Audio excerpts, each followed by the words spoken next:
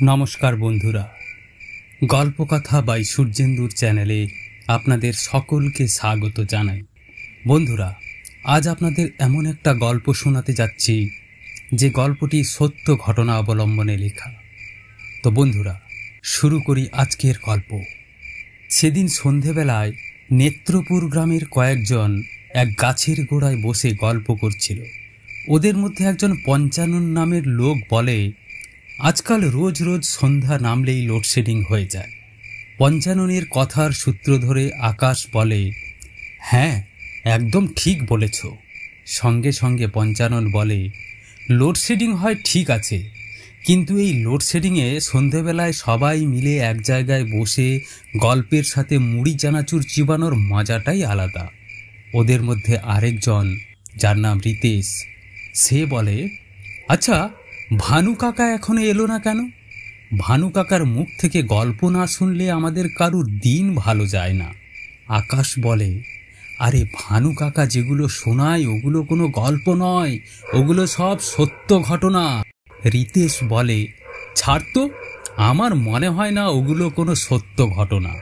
বন্ধু আকাশ বলে, কেন, সেই ঘটনার কথা শুনিসনি? প্রতাপপুরের ঘন জঙ্গলে পিশাচের থাকার ঘটনা, সেই ঘটনা তোর গল্প মনে হয়? এই দুনিয়ায় যা কিছু চোখের সামনে দেখা যায় এর ব্যতিরেকেও অনেক কিছু রয়েছে। তুই হয়তো এসব বিশ্বাস করিস না, তাই বলছিস। তো বন্ধুরা, কজন বসে কথা বলছিল, তখনই এক বয়স্ক মানুষ ওখানে উপস্থিত হলেন। বয়স্ক মানুষ জিজ্ঞেস করছে, কি করছো তোমরা? সবাই কেমন আছো? আজকেও সন্ধ্যা হতেই কারেন্টটা চলে গেল।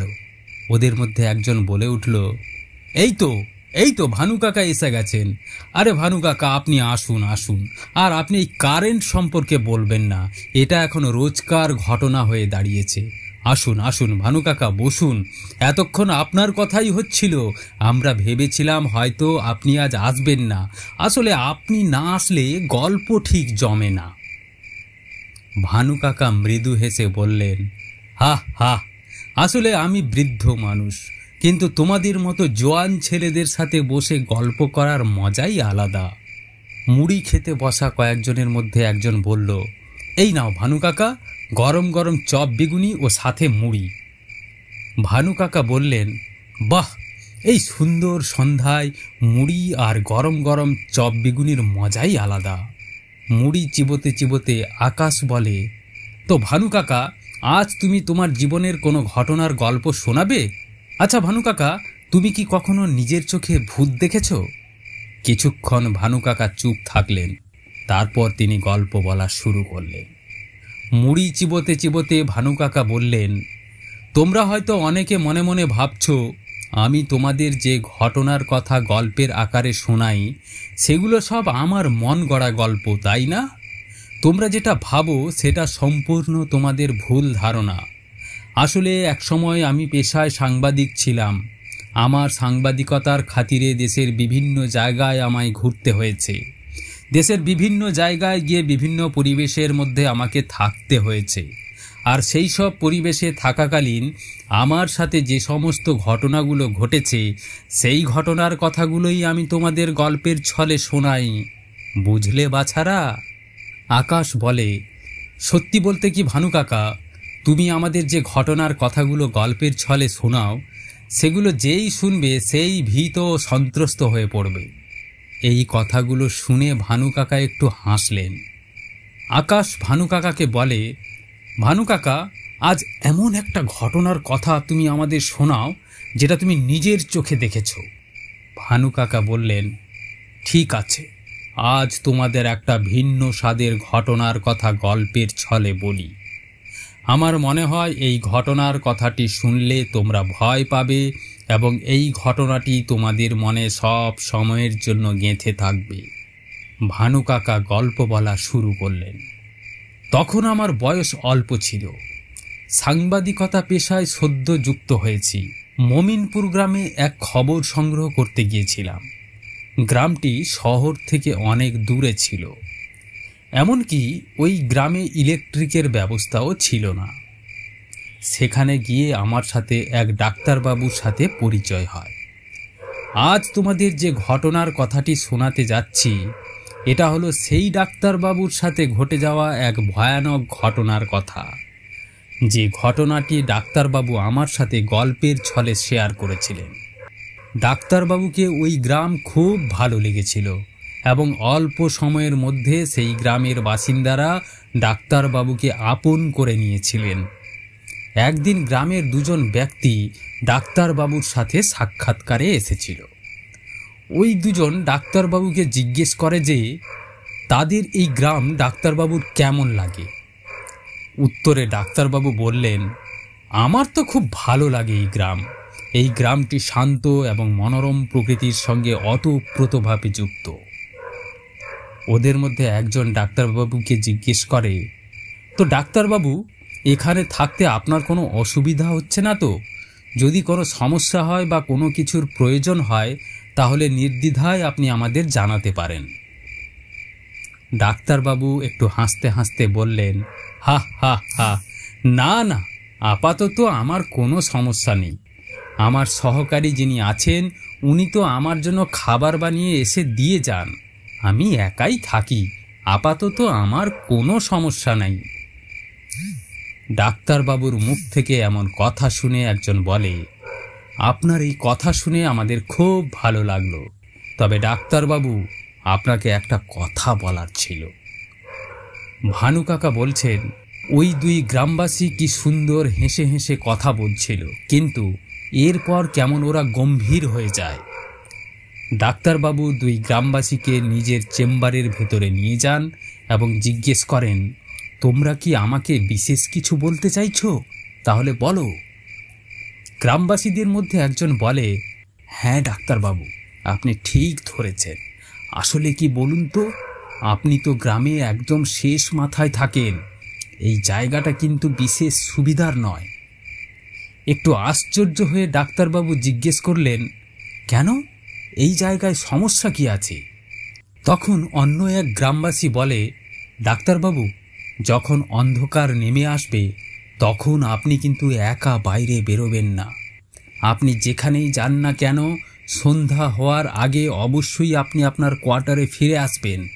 ওই যে দেখছেন আপনার চেম্বারের পাশ দিয়ে যে রাস্তাটি জঙ্গলের দিকে যাচ্ছে, ওই রাস্তাটি কিন্তু বিশেষ সুবিধার নয়। ডাক্তারবাবু একটু অবাক হয়ে প্রশ্ন করলেন, সুবিধার নয় মানে? ওই রাস্তায় আবার সমস্যা কোথায়? তখন এক গ্রামবাসী ডাক্তারবাবুর কানের কাছে এসে ফিসফিস করে বলে, আসলে ডাক্তারবাবু, ওই রাস্তায় সন্ধ্যা নামার পর চোর ডাকাতের উৎপাত রয়েছে। যদি কাউকে ওরা একা পায় তাহলে তারা ওর কাছ থেকে সব কিছু কেড়ে নেয়, এমনকি ওরা হত্যা পর্যন্ত করে। ডাক্তারবাবু ভয়ে ভয়ে বললেন, এটা তো ভয়ানক ঘটনা, পুলিশ কি ওদের কিছু বলে না? তখন এক গ্রামবাসী ডাক্তারবাবুকে বলে, আরে পুলিশ ওনাদের খুঁজে পেলে তো কিছু করবে, তাই আপনাকেই সাবধান থাকতে হবে। এই কথা শুনবার পর ডাক্তারবাবু মনে মনে ভাবছেন, এবার বুঝতে পেরেছি আমার রান্নার কাজে যে লোকটি থাকে সে কেন সন্ধে হওয়ার আগেই এখান থেকে চলে যায়। ভানু কাকা বলছেন, সেই দিন থেকে ডাক্তারবাবু খুব সতর্ক হয়ে যান। তিনি সন্ধে হওয়ার আগেই তার যাবতীয় কাজ সেরে নিজের কোয়ার্টারে ফিরে যেতেন। একদিন গভীর রাতে আকাশ ভয়ঙ্কর কালো হয়ে আসে। সেদিন ডাক্তারবাবু একটু তাড়াতাড়ি ঘুমিয়ে পড়েছিলেন, কারণ সারা দিন তাকে সেবা করতে করতে ক্লান্ত হয়ে যেতে হয়। হঠাৎ কেউ যেন ডাক্তারবাবুর দরজায় নক করতে শুরু করে, আর দরজায় ওইভাবে আঘাত করবার ফলে ডাক্তারবাবুর ঘুম ভেঙে যায়। কেউ একজন বাইরে থেকে ডাকছে এবং বলছে, ডাক্তারবাবু, ও ডাক্তারবাবু, ডাক্তারবাবু, আপনি কি ঘুমিয়ে পড়েছেন? একটু জরুরি দরকার ছিল, যদি দরজা খুলেন তাহলে ভালো হয়। গভীর ঘুম এইভাবে ভেঙে গেলে কার ভালো লাগে? ডাক্তারবাবু মনে মনে ভাবছেন, এত রাতে আবার কে এলো? ক্ষণিকের জন্য কেমন যেন ডাক্তারবাবু সব কিছু ভুলে গেছিলেন। তিনি মনে মনে ভাবছিলেন, নিশ্চয়ই কেউ বিপদে পড়েছে, তাই হয়তো আমার মতো ডাক্তারের কাছে এত রাতে ছুটে এসেছে। এই ভেবে ডাক্তারবাবু বিছানা ছেড়ে দরজা খুললেন। দরজার সামনে এক মধ্যবয়সী যুবক দাঁড়িয়েছিল। মনে হচ্ছিল যেন সে এই গ্রামেরই লোক। ডাক্তারবাবু জিজ্ঞেস করলেন, তুমি কে? এত রাতে তুমি এখানে কি করছো? তখন ওই মধ্যবয়স্ক গ্রামবাসী বলল, ডাক্তারবাবু, আপনি কি আমার সাথে একবার আমার বাড়ি যাবেন? ডাক্তারবাবু বললেন, এত রাতে? কিন্তু কেন? ওই মধ্যবয়স্ক ব্যক্তিটি বলে, আসলে ডাক্তারবাবু, আমার মা বিছানা থেকে একদম উঠতে পারছে না, তাই আপনাকে একবারটি আমার ঘরে যেতে হবে। ডাক্তারবাবু বললেন, কিন্তু তোমার বাড়ি কোথায়? যুবক ছেলেটি বলে, আমার বাড়ি এই জঙ্গলের ওপারের গায়ে।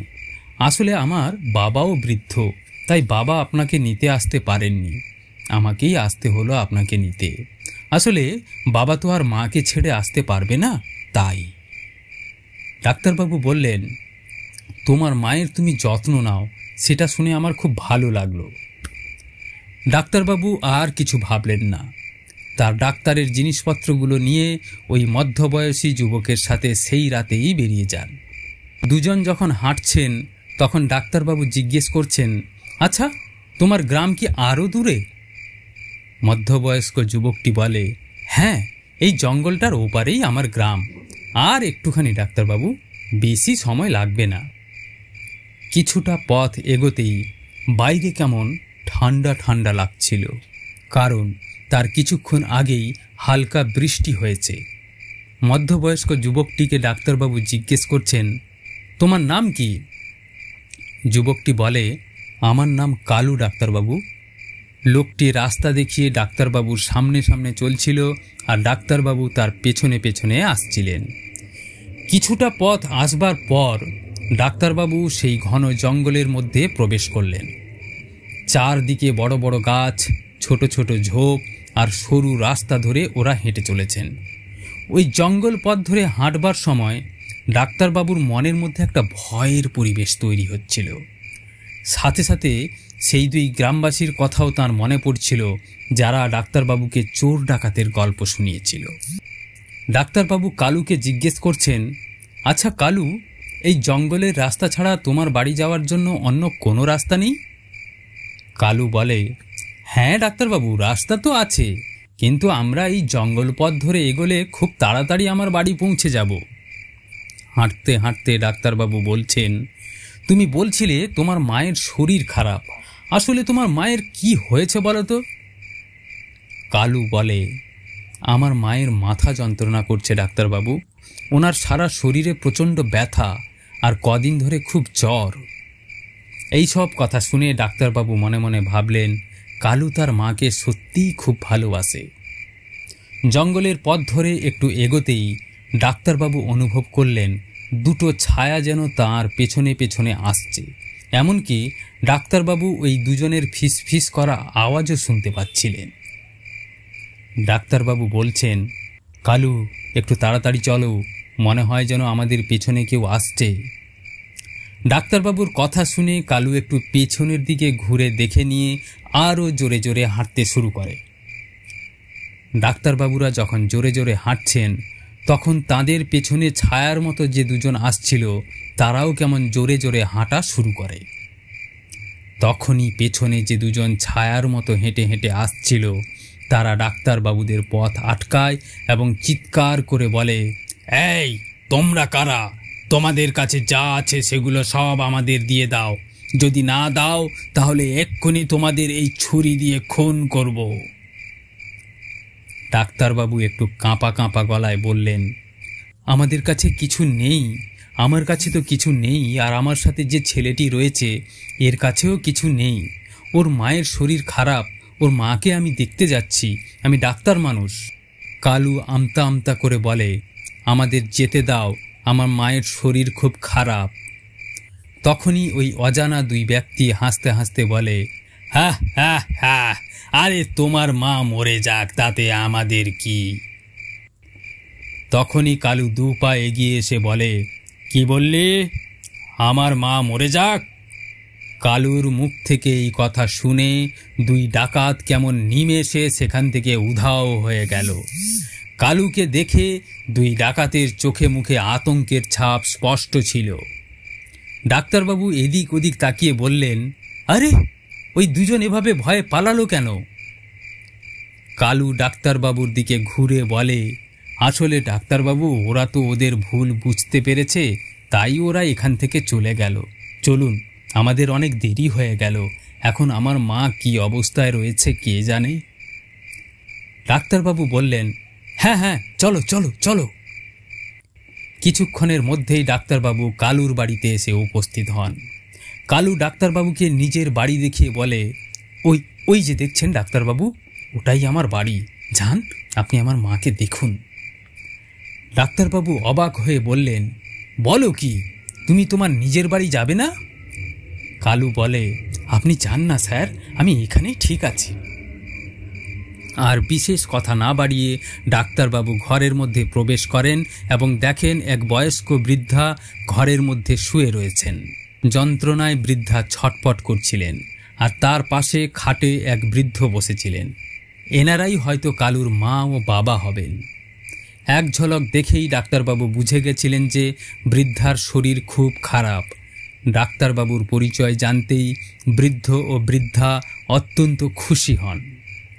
খাট থেকে উঠে বৃদ্ধ লোক বললেন, ডাক্তারবাবু, আপনি যে এখানে এসে আমাদের কত বড় উপকার করলেন, আমি আপনাকে বলে বোঝাতে পারবো না। তাদের এই বিপদ দেখে ডাক্তারবাবু মনে মনে ভাবলেন, এই বৃদ্ধাকে হাসপাতাল পর্যন্ত নিয়ে যাওয়ার আগে যদি তাকে ঘরে কিছু একটা ট্রিটমেন্ট দেওয়া যায় তাহলে ওনার খুব উপকার হয়। ভদ্রলোককে ডাক্তারবাবু বললেন, এনাকে এই মুহূর্তে হাসপাতালে নিয়ে যাওয়া অসম্ভব, আমি একটা ইঞ্জেকশন দিয়ে দিচ্ছি, আশা করি এই ইঞ্জেকশনে তিনি একটু সুস্থ অনুভব করবেন। আর বিশেষ সময় নষ্ট না করে ডাক্তারবাবু একটা ইঞ্জেকশন দিয়ে দেন। আধ ঘন্টার মধ্যে বৃদ্ধা একটু সুস্থ অনুভব করেন। বৃদ্ধ ডাক্তারবাবুকে বললেন, ডাক্তারবাবু, আপনি সত্যি ভগবান মানুষ, আপনি যদি এই সময় আমার বাড়িতে উপস্থিত না হয়ে আমার ট্রিটমেন্ট না করতেন তাহলে আমার হয়তো। ডাক্তারবাবু বললেন, আরে না না, আমি আপনার জন্য কিচ্ছু করিনি, আসলে আপনি অত্যন্ত ভাগ্যবান, কারণ আপনার ছেলে কালু আপনাদের সাথে রয়েছে। বৃদ্ধ বললেন, কালু? ডাক্তারবাবু বললেন, কালুই তো গিয়েছিল আমার কাছে, সে আমার কাছে গিয়ে বলল তার মায়ের শরীর খারাপ, তাই তো আমি আপনার বাড়ি চলে এসেছি। বৃদ্ধ ভদ্রলোক বললেন, কালু আপনাকে তার মায়ের কথা বলে আমার বাড়ি পর্যন্ত নিয়ে এলো? এ আপনি কি বলছেন ডাক্তারবাবু? ডাক্তারবাবু বললেন, কেন, কি হয়েছে, আর আপনি এত বিচলিত হয়ে যাচ্ছেন কেন?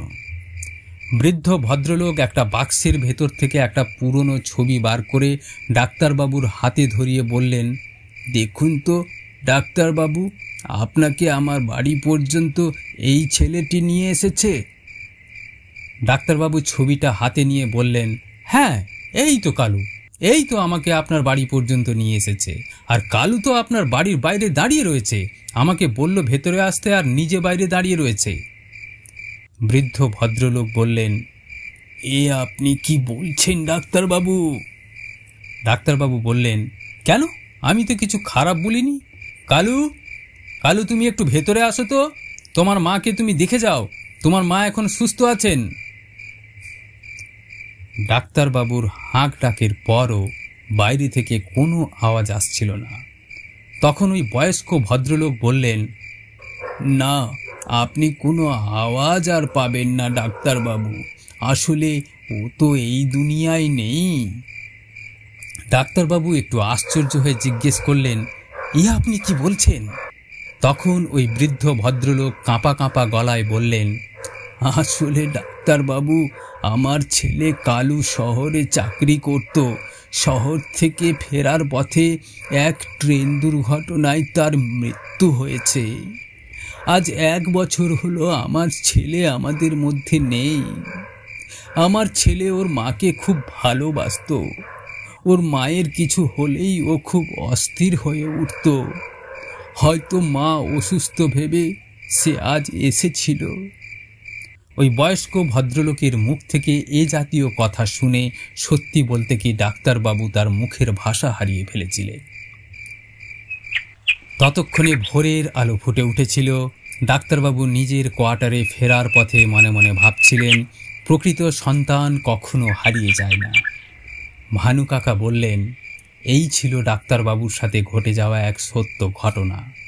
এই ঘটনাটিকে তোমরা বিশ্বাস করবে কি করবে না সেটা তোমাদের ব্যক্তিগত ব্যাপার, তবে আমার মত বলে প্রত্যেক ঘরে এরকম সন্তান থাকা অত্যন্ত জরুরি, যারা তার মা বাবাকে অন্তত বিপদের সময় দেখবে।